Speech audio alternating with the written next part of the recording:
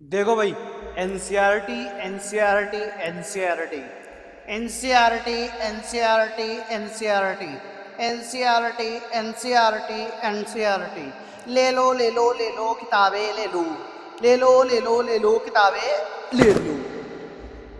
बच्चा बाड़ी एनसीईआरटी नहीं पढ़ने का, एनसीईआरटी पढ़ेगा बर्बाद हो जाएगा।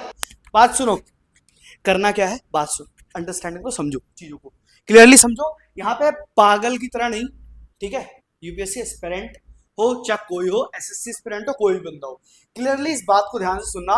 मैं किसी भी किताब की अगर बात करूं ना, किसी भी किताब की, अगर आप एनसीईआरटी पढ़ रहे हो, दैट मीन्स कि आप इस लूप होल में हो।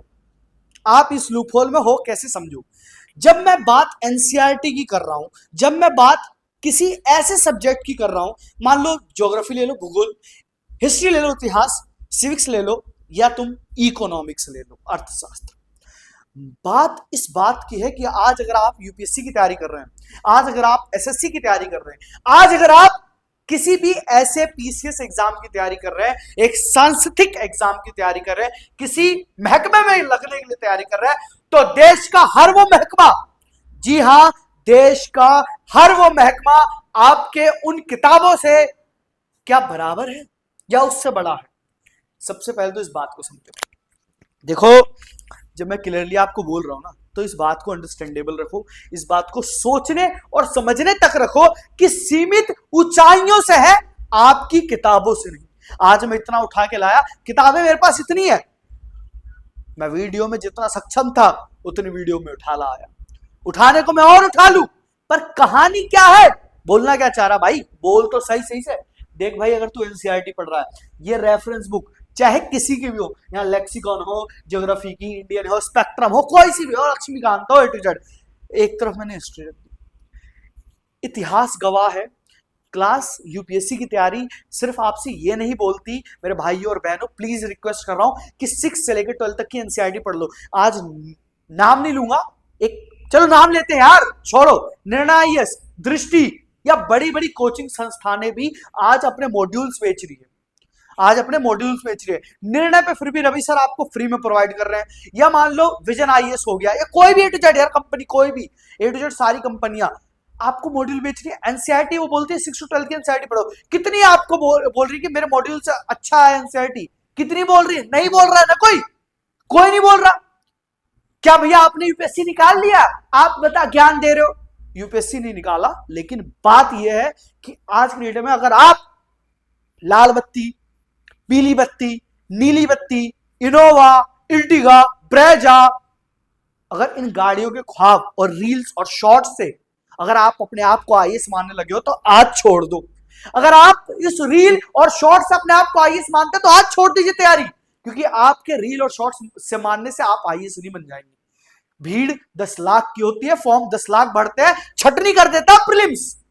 यूनियन पब्लिक सर्विस कमीशन, संघ लोक सेवा आयोग छटनी करता पहले प्रीलिम्स में, प्रीलिम्स एग्जाम ही छटनी का है।